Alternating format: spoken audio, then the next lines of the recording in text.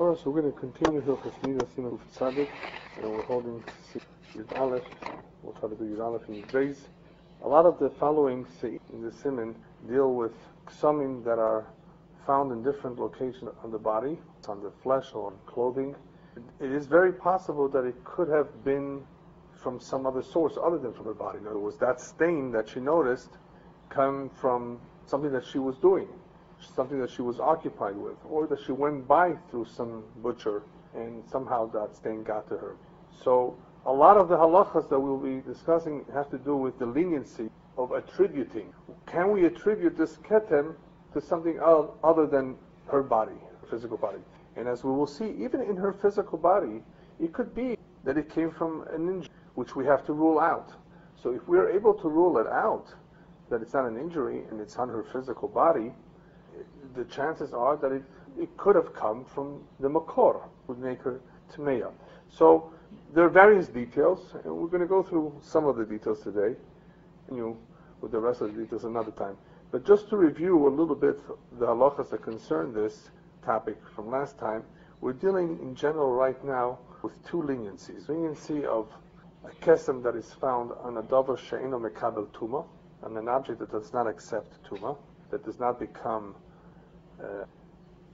and we're talking about the leniency of a kesem that is found on bigdei tziv'oinim. Kesem, a stain that is found on colored clothing. So, as it is, a kesem is a rabbanan. There's no hargosha. But there are other possibilities too, in other words, which would make her situation less complicated. Who's to say that this kesem is from her? Because if it is from her, we have to deal with color, and assuming that it is red, we have to deal with the shiur, kigris ve'od or not. In other words, then the situation presents a problem. It is, whenever a woman does see a ketem, and it's not her period, it is a matter to be concerned about. Not because it's for health reasons, but simply because she could become tmeya for another round of 11, 12 days. And we don't just want to make her tmeya just because we want to be strict. We have to be careful with that. So we have to determine where is that ketem coming from. And when it comes to ksumim, we are lenient. We're lenient with a kesem found on a davar she'eno mekabel tuma, on a beged tziv'oini, colored clothing, and as we will see, even on her physical body, it all really depends on what part of her body was it found. Is it on the flesh, or is it on clothing, or is it on both? So just real quickly, davar she'eno mekabel tuma, what does that mean? Why is it a kula? Something that was a ketem, blood, real blood, that was found on the toilet seat. Assuming that that toilet seat is in the category of a davar she'eno mekabel tuma, it's not going to be a problem. In other words, we won't make of this an issue. So we talked a little bit about the machlekes, Tosis, and the Ran, to what is exactly a davar she'eno mekabel tuma these. I say these days because in the past we had to deal with the halachas of tuma tahara and niddah, and now we only have niddah. So we have the Ran, without getting into too much explanation of why this is exempt. Let's just say that everybody seems to agree that it has to be equal across the board. If it's not going to apply to Tumah Tahara, it's not going to apply to the woman. Nonetheless, we saw a difference that the Ran says that there has to be an object that becomes Tomeh from the blood. If something becomes Tomeh because of Tumas Negoim, for example, for a Zav were to sit on it and the like, according to the Ran, it would not be, for our purposes, for Hilchos Niddah, considered a davar mekabel tuma. Just because it can be mekabel tuma of negoim, it has to be that it's mekabel tuma from dam. Now, in order for it to be mekabel tuma from dam, it also has to have a certain shear, which we didn't talk about yet. Maybe another time we'll talk about the size of the cloth, for example. It has to be of the right material, that's mekabel tuma. But it has to be that the blood is metame, that object. And according to Tosis, we said, no, if something is mekabel tuma, even tumas negoim, it means it's in the category of a davar mekabel tuma, even for purposes of Hilchos Niddah. Okay, what we didn't really talk about is what's the halacha. I just gave the opinions. In looking at the Shach, it appears that he's going along with Tosis. So if we're going along with Tosis, if we do so, then we're obviously going to be machmir, that even if something is not mekabel tuma just from dam, it's mekabel tuma because of tumas negoim, then it's sufficient to be in the category of a davar mekabel tuma. That's all. Does this happen? Is a question? Yes. We talked about paper, material that is not mekabel, toilet paper. The only thing is that if something which is not mekabel tumah is used to cleanse, the woman cleanses herself in that area, in that general area, I mean, even though she's used something with like paper, it still could be a problem. Because obviously, where is the blood coming from? Most likely from that place. We also discussed the fact that there is a machlokes, the poskim do talk about, what if you know for sure it's blood? Regardless of the colored background, you know for sure. What if you know for sure it came from her? Would that make a difference? Are we so lenient to say just because it's a colored background that's it? And by the way, why does the colored background matter? So on that we explained, the general explanation for that was because once you have a colored background, you can't really tell if it's red, and it needs to be for sure blood. So what if you know for sure that it's blood? What if you know for sure it came from her? Or in a more stricter scenario, where it was right after tashmish or right after she went to the bathroom, it could be that if then a keten is discovered, then where else did it come from? Eventually we will learn, and that's a very important detail, that even when she sees it on her clothes, it has to be a situation where she knows for sure that that nightgown or pajamas was clean before. If she does not have that certainty, that clarity, oh, maybe it was dirty from last time, that in itself is room for leniency too. But when she says, I know for sure it was clean before, and now it's not, well, now we have a problem. So knowledge of what was there before is also going to be. So we had those two leniency. We had big day tzivonim, which the Ramah told us is a good idea, and perhaps it's even recommended for women to use. Not during the Shiva Nekim, not during the 7 clean days, but in general, to avoid this problem. And those who really have a problem with spotting perhaps should consider that. Even though it's very possible that some of the ketamim will fall under the category of less than a gris, and then it's not going to be an issue even if it's red. But we're talking about even in the worst case scenario where it could be big. Well, if it's a color background, it may not be a problem. But we saw the Chasam Sofer. Chasam Sofer says about the underwear being close to the body. Well, why should it make a difference that it's colored? I mean, what else could it be? Where else could it be coming from? But then I think even the Chazon Ish says, and a lot of places Achronim say that is the Chumrah, that not everybody really followed the Chasam Sofer. In other words, if we're lenient with Ksamim, we're going to be lenient. There are a few exceptions. And we will see them in the coming Seifim, depending exactly on where it is found. All right. Perhaps, I think we should really read it inside, and then we'll go over some important klalim that apply to Ksamim on the physical body. Sif Yud Aleph. Lo bechol mokom sheimotze shom kesem tmeyo. Don't think that in every place that a woman finds a keten, a stain, she's tmeyo. Ela b'mokom she'efsha sheba sham min hamakor. It would have to be on a place, on her body, that we can easily see, or that it's probable, very likely, that it came from the makor, from the uterus. So, here are some examples. Keitza. Nimtza ala keva. Let's say she finds some blood, a stain, on her heel. Tmeya. Now, how would it come to her heel? One possible scenario, as they describe it, is that in some places, especially the Middle East, the women customarily, many times, they would sit down on the floor, they would cross their feet. Cross their legs, So it's very possible, very easily have gotten to the heel. So nimtza al akeva tmeyo. B'chein, likewise in nimtza al kol orech shoka farsotea mibifnim. Or throughout the length of her thigh and the footprint, I guess we can translate farsotea, where the feet, where she steps, around the edges of her feet. Mibifnim, however, the Chabez Medayik, we're talking about the inside. Imagine somebody standing up. You have the inside of the thigh where the two legs are touching, are adjacent to each other.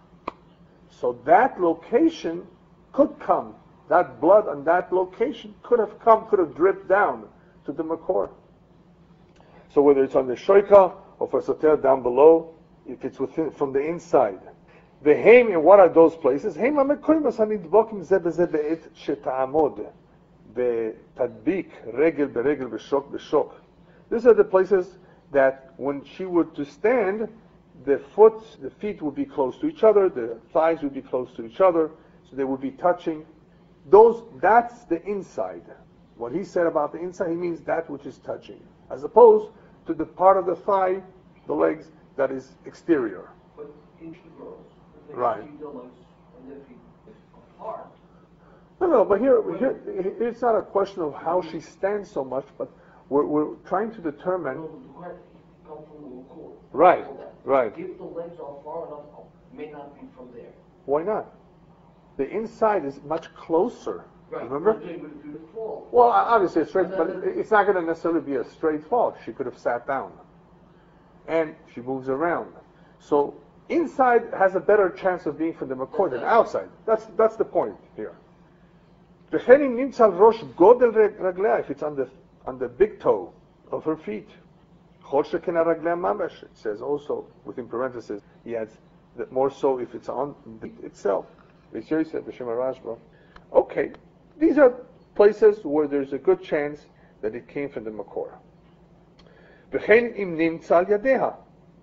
Likewise, if it is found on her hand, wait a minute, on her hand, you may ask, why would it go to her hands? Right? So there's a famous klal, this rule. Hands are always busy. Yadayim askanyot hen.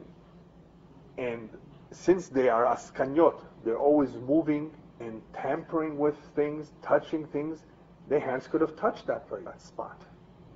Otherwise, you didn't get it directly there.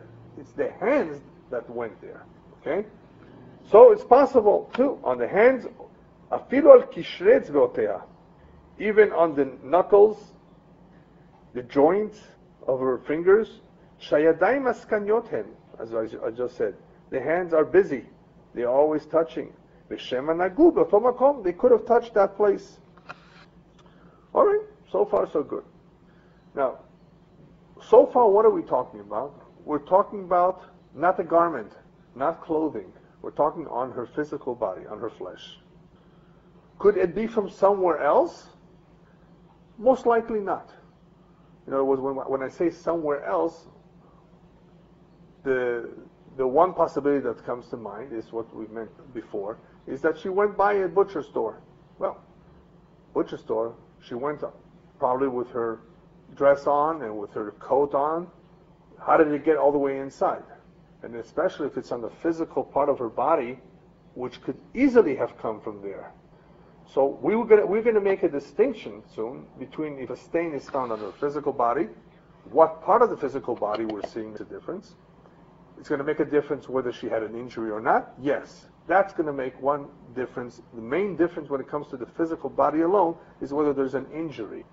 But let's say, assume it's not an injury, on her physical body, this is pretty much the chalukah. This is pretty much the difference of where she will become tmei and where not.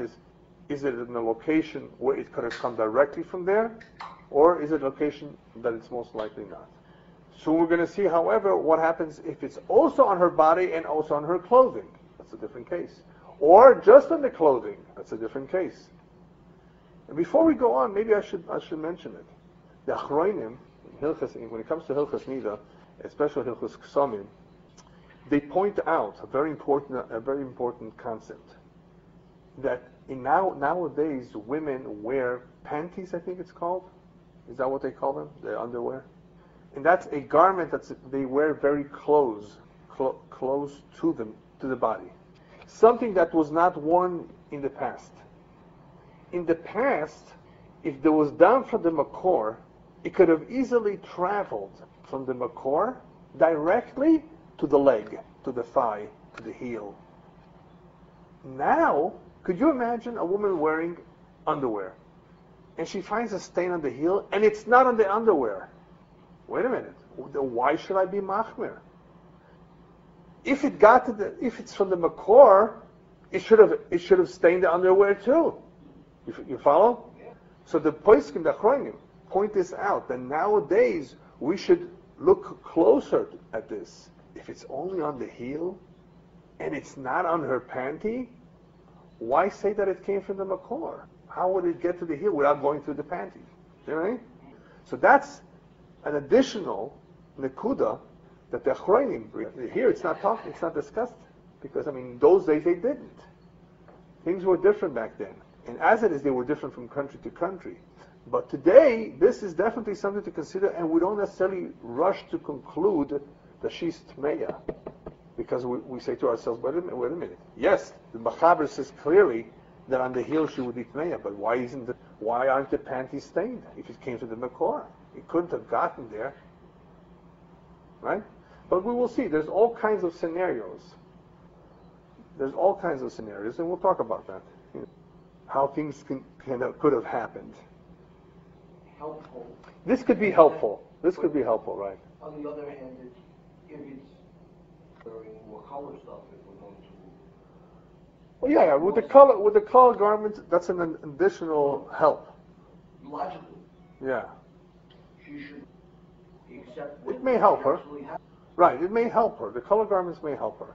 But right now, so far in this seif, we're out of the color garments, and we're focusing only on a stain found on her hand, on her feet. But it would presumably prevent, right? And if it's not, if it's colored, well, anyway. Right. So, obviously, if you were to find it also on the colored garment, in other words, we will see, on the flesh and on a garment can make a little bit of a difference.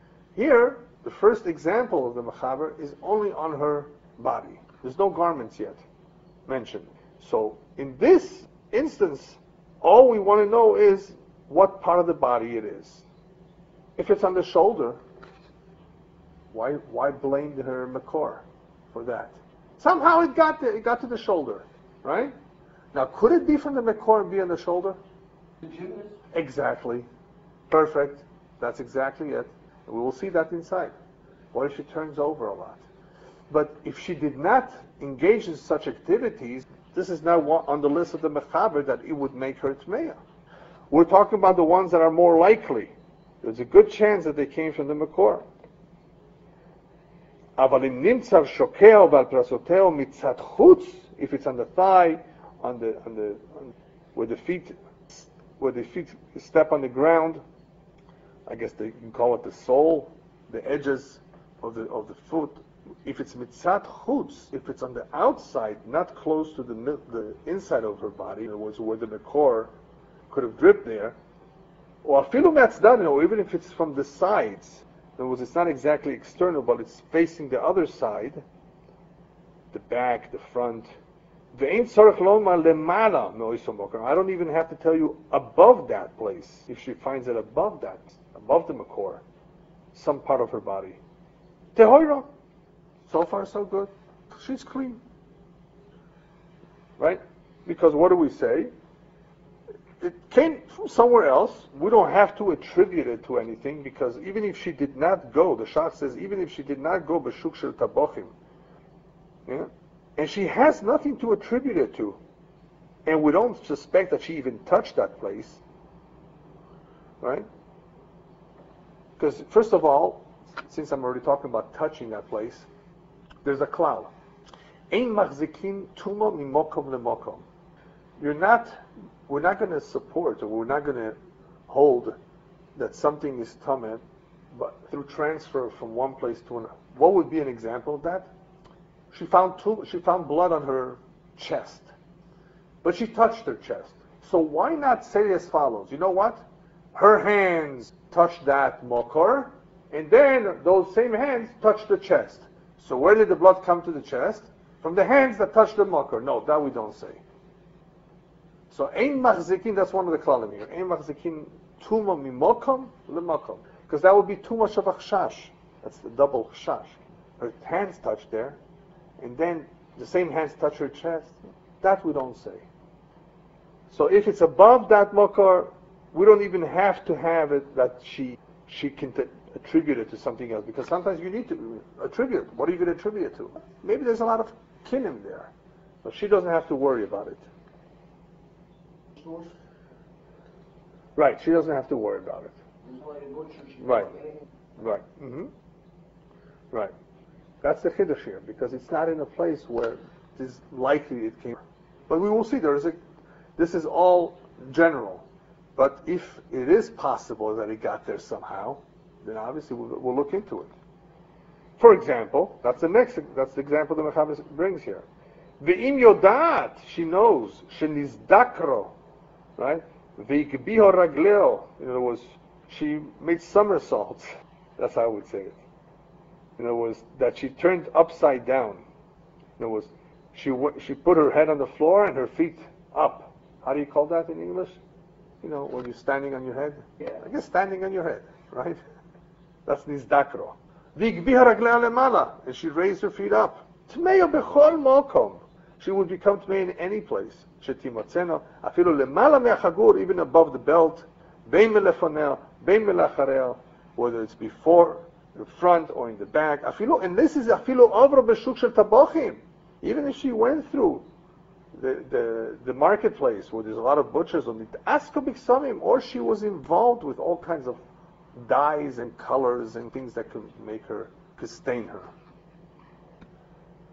So on the physical body, usually, obviously, it makes more sense that if you find it in certain spots where we can attribute it to the makor, that would of course make it mayor. But if it's found somewhere else, then it could have been from something else.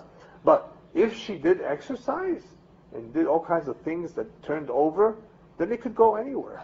Then we ignore the fact that it's not, usually doesn't get there. Well, she turned over and she did all kinds of somersaults. Then it could have happened. And then so we do say Tmeya. We don't care that she can say, but I also went to the marketplace and there was a lot of cutting of meat. Maybe something got on me. And well, first of all, it got on you, then how come it's not on your clothing?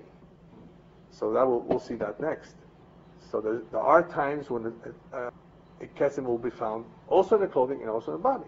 But here we're talking about just the physical body. Still, we're makel if it's not where it's supposed to be, on the shoulder.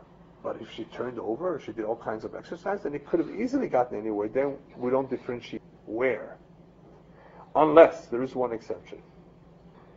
The exception is as follows. B'dafka kshenimtza al besoro levad. Yeah, actually the exception is later on. Dafka kshenimtza al besoro levad. The Mechaber goes on to now to talk about the garment.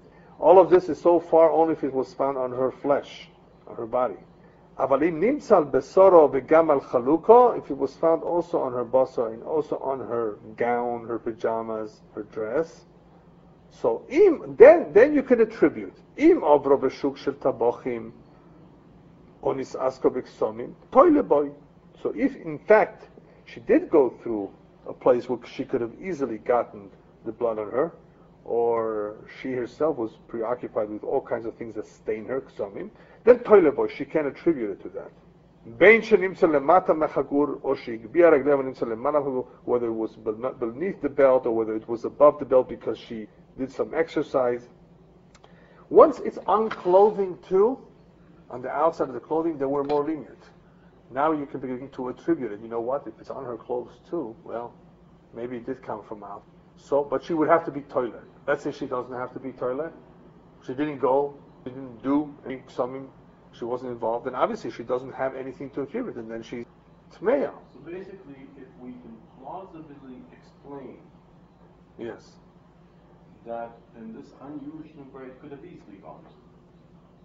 In other words, now such an unusual location just becomes subject to the same. The more typical, the more Mm-hmm. So that since it could plausibly have gotten there, so in other words, kept him in the clothes. Yeah. So from an external. Right. Source. So that would be the parallel case to occasion. Well. Walking to a butcher. Yeah, but remember, here the halacha is only one detail. That if she also found it on her garment, right, then she can attribute it if there's what to attribute to. Because in order for it through anything but down her own, through the outside, to go through the garment. Yes. So that's the whole point. That's the point, yes. Right. Yeah, right, yeah. Technical. Sure. He's using the term plausible to attribute it to another source. plausible is like, okay, it might have happened. But when you're saying 51%. No, we're not giving any probabilities here. Toile means it's plausible. So it's only plausible. Yeah. So even if it's not 100%, we are making something. Remember? It doesn't even have to be 50. Right. It doesn't need to. Well, it's a good question. Are we saying here that when we're toilet, we're saying there's a 50 chance? You're presenting it. If she Yeah. walked into a bubble. There is. I mean, maybe it is a semi. I mean, yes. How are you going to calculate Yeah. the 50 out of 100 times with the blood stain? Out of 100 people will come out with But blood stain. plausible. I can tell you from all the times I make kiddush, there's a roif that I get stained. Oh, really? Oh. Yeah. Well, actually, more from Havdalah than from kiddush. Okay. Yeah. Because it's easy. Well, I don't know, but you know. Yeah. Yeah. Oh, Pesach, forget it. Yeah, the whole kittel is thing. The whole kittel, yeah. But yeah. So how would that help us in the literature? Some, Because if you're saying yeah. plausible, it could be made as if it happened. Yeah. So the question statistically, it's a good question. How? What are we saying? There is a reasonable suffix. I mean, I did see the Rishonim talk about some of these situations being a form of sfeika even. You know, and once you say something is a suffix, we're talking about a 50-50. I guess even though plausible means less than that, in order for it to be considered seriously, at least it should be 50-50. No? How would you calculate? No. We are being told. We're not calculating it. We're told that if she can be toilet. You know, the truth of the matter is, now that I'm thinking about kinim, what are we told about kinim? That even if there are no kinim at all, we're still attributed because that's the way the Chachamim said. The gzera of Ksamim, is midrabanan. They say that in certain situations you can be toilet on kinim. Well, what if there aren't? So there's a whole discussion whether you can or not if there aren't. But it seems to be that the consensus is that we are nevertheless. So there, the chances for it to be a kinim is really small. Right, you said it. Yeah. So over here, it's sufficient the fact that she did go by to be a plausible explanation, perhaps, of how she got the stain on her. But there's always more than one possibility. It could be kinim too. It could be other things. It's just that we have at least something to be toile on, which. Since we're being making summon, we can say that is enough. I guess plausible, it would be acceptable. We don't have to, if it would be probable, it would be less of an issue even. It's probable. Whereas in the physical body, that the Mechaber mentions the locations, those are more probable or more likely, right? Right. On the physical body. Now, I mean, possible, my intention was that it could have somersaults or whatever. Right. That plausible is going to go on being able to occasion where we find the spot. Yes. So not to plausibly see the blood on her body. Right, and not necessarily the blood on the garment. Yeah. I see. Okay, so you were talking more about the example of the body. Yeah. Maybe I missed the Yeah. in the sentence. Yeah. Okay. Yeah. That's okay. Yeah. That was a good question. Yeah. So the Mechaber goes on to say that in the case of being partially on the garment and on her body, then if she did in fact go through that marketplace, regardless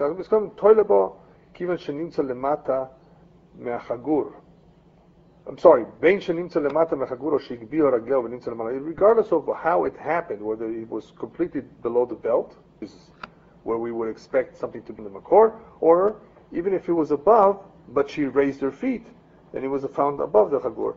It makes no difference so much, because once you're allowed to attribute it to the Shuchan Aruch, because it's also on the garment, that's fine. We have on what to be toilet. Now when the Mechaber goes back, when did we say that Shekshanimtza kesem al besoro bilvad? He's going back to the original case. When was the halacha said that if the kesem is only found on her basar, bilvad only, no garments, that eino toilet, she cannot attribute it? In other words, if she sees it under her thighs, on the heel, where it is very possible that it came from the makor. When did we say in those cases you can't be toilet? That's only if you're trying to be toilet be'esek aksomim or b'shuk shel tabachim. If you're trying to attribute, that she did go to the market, but she was misasik b'aksomim, then those tliyas or those possibilities will not help her.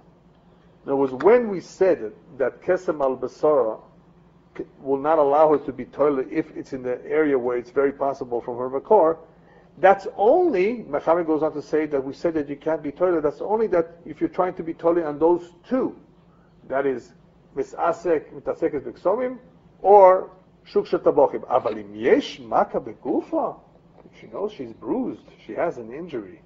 That she yecholo lipus, but that very easily she could say, listen, it came from that injury. She'efsha sheyovo adam imenu, it's possible for it to come from there. Toilet bo tehoida. That's the only exception on Basar. I'm talking about even Basar, that it's in the wrong place. Not the wrong place, meaning that it's in a place where it could easily have come from the makor. Utohoida. Now, ima maka b'kseifa, if the maka is on her shoulder, v'kesem al yerecha, and the kesem is on her leg, from the place where it can't come from the shoulder to the leg, she's tmeya. Obviously, if it's going to be a maka in a place where it's impossible for the ketem to come from there, she's tmeya. Which leads us to the second klal. Remember the first klal? The ein machzikim tuma mokom lemokom. You don't say, well, there's a stain on her chest. Well, it could be from the makor. Why? Because maybe she touched the makor with her hands, and then she touched her chest. So on that, we said the klal, the ein machzikim tuma mokom lemokom. You can't do that. Yeah. You said you can't do correctly. Right. Yeah. That we don't want to make a negative tumor. But in this case, it's the opposite. It's being made. Yeah, no. So in the first, in the first klal, I said ein machzikim means we're not going to be machmir, and say, you know what, the blood is on her chest, okay? It's not from the makor, but maybe it is. You know how? You know how it got there? Not somersaults. She touched herself there, and then with that same bloody hands, she touched her chest. But this is reverse. This is shoulder. So I'm getting back to shoulder in a moment. This is the reverse exactly. So in that case, we're not machmir. Right. To be machzik tuma from mokom to mokom. Here it's going to be the reverse. We're not going to be machzik tahara in mokom le mokom. That would be the exact reverse. We're not going to say, you know what? She touched her shoulder. And after she touched her shoulder where she was hurt and bleeding, then she touched her thigh. The Mechaber says no. If the maka is in the kosef, in the shoulder, and the kesem is on the yerech, on the leg from the inside, no, it didn't. If it cannot travel there, we're not going to say the inverse. Oh, maybe she touched the maka to make her tahara. You're trying to be makel here. So ein machzikin tahara mimokom lemokom. We're not going to make her tahara. But why hold it to the thigh? It could. If it could, but the Mechaber says if it's in the point. I could see it the other way around, and the Macha now would extend to the Same thing. Because it can't travel by itself unless you restore. Exactly. So we're talking about in a case where it could not travel. Otherwise, you're right. Yeah, you're right. I mean, that's the Mechaber's example. If it's on the Kosef, yeah, and it's on the Ketem al Yerecha. But he says, "B'mokom she'i efshar lovo me'amaka." Okay, if we can somehow figure out this is in a spot where it could not have come from the Makkah. Yeah. I mean, there are such situations where we determine, it's very close to the Makor, But considering this is the Rabbanon, yeah. We want to be made. Yeah. To make it to wherever. Yeah, but that we don't do either. We're not going to go so far as to be makel that got injured there, and she touched it, and then she touched her. You know what I mean? That's already too much. But it's like you said, it's the inverse of the other klal. Yeah. However, before we go on, You seem yeah. to say here that it was behind the body, is behind the body, the back. Right, from a place where it couldn't reach, and the. Find it on the blood on the Yeah. Yeah. Sure. If it's on the neck, if it's in a spot where it could have dripped there, sure. So we determined that it couldn't have gotten there, so that would make it tmeya. Yeah. Now, there are some who are mistapik as follows. This is already a suffix in Halacha, mentioned in the poskim. Let's say she knows for sure that she touched the mokom hapetza. In other words, right now, what did we say? It could be, all along we've been saying it could be she touched it because yadayim maskanyot hen, right? The hands move around. Maybe they did. But what if she knows for sure she touched the pizza? Now, but she does not know if her hands got dirty with blood. And she knows she touched her shoulder, or she touched the whatever, the chest. She touched that other spot. So what happens if we do know for a fact that she touched hers? You know, so it's no longer maybe the hands. We know she knows for sure. I know she's touched there. She's not sure if her hands got dirty, because then it would make it easy. That she doesn't know. And she knows she's touched the spot where the kesem was found. So there's a suffix somewhat to be makel in this kind of a case. It's a suffix. And there was a suffix whether could be makel here. Because obviously, if she did touch and she knows for sure she touched, even though she doesn't know she got her hands dirty, you know, so maybe it did come from there. Now, there's another example, however, that her hands did for in fact get dirty from the dam hamaka. Okay? So in this second example of the second suffix, her hands did get dirty from the dam hamaka, and then, you know, she could have touched other parts of her body. So then, of course, in this second example, we would be toilet lekula. We don't have to say, you know, that there were, that there were two maisim. She touched there, she touched there. It's enough that we know that the blood most likely came from the hands. And we rely upon. Yeah, right. Remember, even a real Niddah would trust her. I understand that. Yeah. But this one is being much more certain about herself. Yeah. Being certain about certain things can make a difference in it, because we're talking about certain klalim hymns, certain sfekas here. So when there's a certain degree of certainty, it does change. It can change everything. And that is why we said before that when a woman knows for sure that the kesem came from her body, even though it's uncolored clothing, you know, it's not going to make a difference. You know, obviously, it's not so simple. It's not so pashut. We're mekel. I mean, the fact that we can use colored clothing, even lechatchila, helps. But there are certain situations where others will be machmer because of that. All right, so let's maybe continue a little bit more inside. So far we had examples of the kesem on the basar, on the physical body, that even though it's in a place where it most likely was not from the makor, but if she did do exercise, then he could have gotten it. So in the case of the basar by itself, we're not going to attribute it to anything else. It all really depends what part of her body it's found on, or if she did exercise. But in a case that she found it al besor v'gam al chaluka, then if she did go by Shuchan Aruch, she may be able to attribute it to it, regardless of where she finds it, beneath the belt, above the belt, and so forth.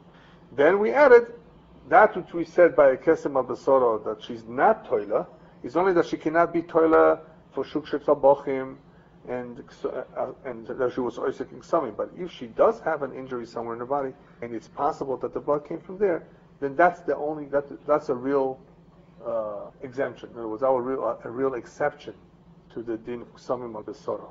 That it could be that she would still be tahara because we might be able to see how that blood did get from the marker to where she found the stain. Sifyud Beis. What about nimtza akesem al chaluka? Now it's not talking about the body anymore. Nimtza ketem al chaluka, on her garment, on her gown, nightgown, pajamas, lemata me'achagur, beneath the belt, or b'makom achagur atzmo, or more or less where the belt is. Tmeya. So now we're talking about just the garment. Finding it in that spot, in that area, makes her tmeya, afilu nimtza letzat chutz, even if it's towards the outside. It's not inside. There's really no difference in the chaluk of where it is found, whether inside, outside, or from the sides. Why? Clothes move around. So with clothing, in some ways, we're more machmer. In some ways, that we will see, we're more mekel. Just clothing alone. But so far, the Mechaber only says that if it's in that location of beneath the belt or around the belt, then she's tmeya. However, now comes the exception. Since it's a garment, Im avra b'shuk shel tabochim, if she did in fact go through a shuk shel tabochim, tehora, she's clean. Afilu nimtza letzat pnim, even if it was found inside, ve'al besoro, it was on her basar, like we said before, finding in a bowl, it could be attributed to that. But in nimtza al chaluka bilvad, if it's only on her garment alone, me'achagur ulemala, but it's above the belt, then tehoira afilu nizdakro b'igbior ragleo, even if she did somersaults. And even afilu lo ovra b'shuk shel tabochim, even though she didn't go through a shuk shel tabochim, she'ilu bo min hamakor, if it would have come from the makor, hoya nimtza al basar, it would have also been on her basar. So here's a very important point, that even if she did exercise, finding a stain only on the garment above the belt, it's more likely than not that it's not from the makor. Because think about it, why would it be on the outside of the garment, or just on the garment, and not on her basar, if it came from the makor? Right? So here, you don't even need anything else. Yeah, right. Even if she did a somersault. And we don't need her to attribute it to a shuk shel tabochim. Finding it on the garment above the chagur, I think it's really talking about probabilities here. I mean, that's what it's coming down to. Not to be on the body, just to be in the garment, and to be on the top part of the garment, not even on the... Because we did say that if it... I think that I'm saying is Yeah. a plausibility argument. Is it plausible? Yes. Does it make sense that when we, in this, you're talking about, is it plausible? Not probability with things. How Right. often does it happen? Right. I think the way you formulate it, that'll be more a plausibility argument. Okay. So what do you say it is? You sounded to me like you were when you formulated Yeah. the example. Yeah. I'm trying to say, at the very least, what's what should we think? Different things. Yeah. There's probability. Sure. There's possibility. And Yeah. there's plausibility. Very similar concepts. Sure. But they define a different threshold level together, because plausibility deals with what makes sense to a human being. Yeah, possibility is stronger than just possibility. It's stronger. Plausible. Yeah. Anyway, so just to finish up, we did talk a little bit about the poskim, what they write about today's garments, since women do wear something close to their body, something very, very close to the makor, that we would find it very, very, very, it would be very, let's say, not plausible for her to find it on her body and not for it to have stained on the way her panty. So therefore, one needs to consider that, because if she does use that, how did it get there? Perhaps it is from something else.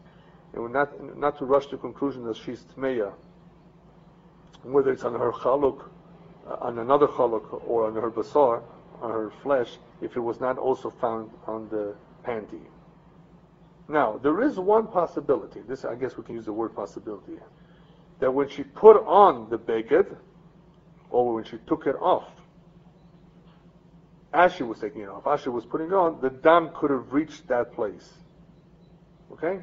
So in other words, there is, if you know that possibility exists, that as she was putting it on, or as she was taking it off, that's when the dam came down, then of course that would make sense of how it's on her body and not on the panty.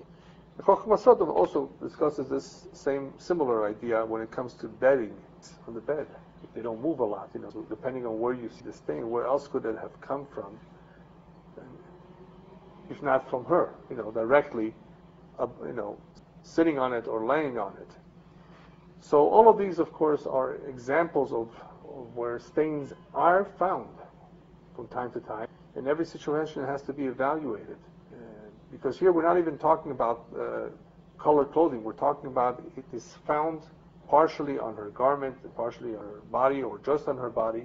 And in other words, there's nothing else except can we be toile on something else? Well, what would you see from the mechaper? You're not going to be able to be toile when there's a likelihood, or the chances are that it did come from the makor, because it's so close to the makor, because it's on the part of the body that is facing the makor. So we're not toilet there. On the other hand, there are some times that we are toilet. We could be toilet on a petza, toilet on an injury, or if she in fact was involved with all kinds of things that that cause her to be stained. And by the way, when we look at a stain, we talked a little bit about it in the very beginning of Niddah. One of the things that one does, a Rav that evaluates a stain, is to double check if this is a real stain coming from blood. Maybe it's makeup. Maybe it's ketchup. Only somebody that has had the experience and exposure to all these kinds of scenarios and possibilities could make that determination. This is not even blood. We're talking about something that's red. So coloration is there, right? And it could be that it's in the place where it could have been from the Mikor. But wait a minute, can I see that? In other words, if it's on a cloth, obviously. Can I take a close look at that? And no, that's your makeup. That's from your makeup. That's not a real stain. And sometimes it may be surprised. It may be very similar to blood. Exactly. Understand? So anyway, with Shomim we are lenient in general. But there are times when there's nothing to be toilet on. If she has nothing to be toilet on. So it would still depend where she found it on. Is it on the garment and on her body, just on the garment, or just on the body? We would have to evaluate this. If she has what to be toilet on, then if it's not a petza, if it's not an injury, it won't help her that she's toilet on the store if it's close to the makor. So what we see from all of this, that on her physical body, in many ways, it's much more chomer than finding it on the garment, especially if it's only on the garment and not on the garment and on her basar. So we would evaluate the situation to see if it's possible that it came from the makor or not. A lot of times need to be location. Where exactly is it on? Or where is it, in other words, not only is it where it's coming from, sometimes that's very difficult to know, injury from the makor, but where exactly is it, so that we can perhaps, by reverse, how would you call it? Look at it through reverse analysis. In other words, well, it was found here, so maybe it dripped here from that area. By analyzing the situation. If it's impossible that it could have gotten there from the makor, then obviously we don't have to do it. And that's the example of the mechaber with the makkah and the kotef. That's the opposite example. The mechaber is using that as an example of where she would still be tmeah. In other words, you can't attribute it to the makkah. But anyway, makkah begufo, in the same way as kinim in other situations, is a viable, if we can use that word, possibility. We don't have to immediately rush to conclude that this is coming from the core. It is possible. And a woman, of course, should check herself. She may not be even aware that she has a makkah. And that is also the examples that we spoke about before internally. She's even more complex than an external makkah. That's something to be looked at if she's going to be or not. Hopefully, she will be able to be toilet on something and be Torah. Okay, that's always for a Rav to evaluate and not for her to make the decision. We'll continue next.